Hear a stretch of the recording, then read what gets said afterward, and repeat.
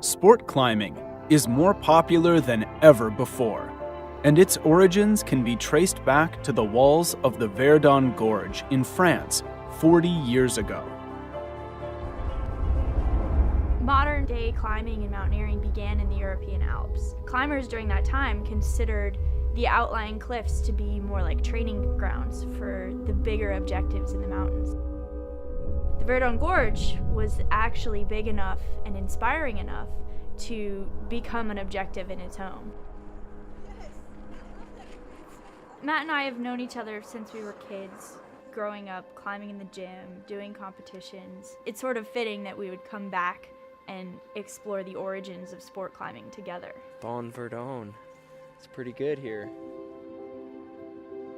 It's absolutely an amazing limestone canyon. It's kind of equated to the Grand Canyon of France, but in climbing terms, I would consider it more of like the Yosemite Valley of Europe.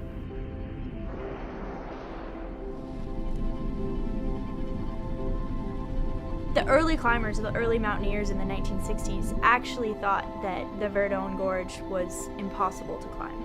It was too big, it was too blank, and it was too difficult. Our objective was to, in the summer, go in the Alps and do big ascents as alpinists. So at that time, the Verdon was not even considered as a place climbable, but I decided to have a double check.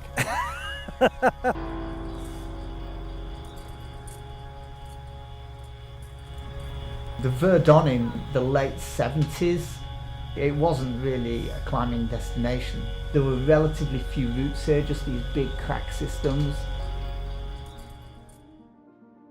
Until the early 1980s, the only way to climb Verdon was using anchors along cracks in the rock. The huge blank walls were too challenging. But then, new technology introduced a new era in the history of climbing. For climbers like Francois Guillot, the Hilti, a new type of power drill began a climbing revolution, allowing climbers to try much more challenging routes. They could just focus specifically on pure difficulty. Pichonneable was one of the first routes where climbers began to climb out onto the flat rock faces rather than using cracks in the rock.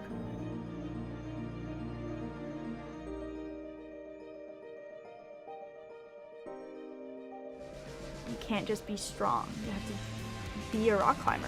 Left foot up high. Good, come on, that big pocket up the right is good, John. Yeah.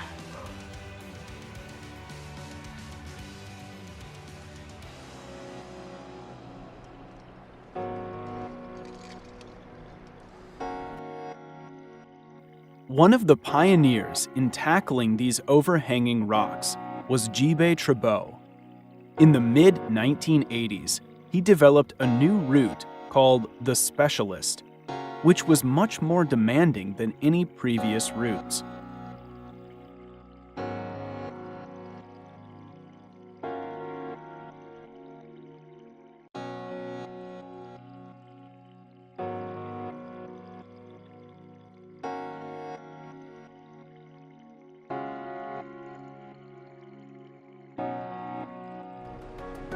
This vision really set the pace for the direction that sport climbing would go over the next several decades. We're still just beginning to realize how hard we can climb. And that passion for pushing limits that started here in the Verdon continues around the world today. The concept of halves depends how strong you are. Huh? Sport climbing is evolving faster and stronger than it ever has. And it's inspiring to think that it all began almost 40 years ago within the walls of the Verdon Gorge.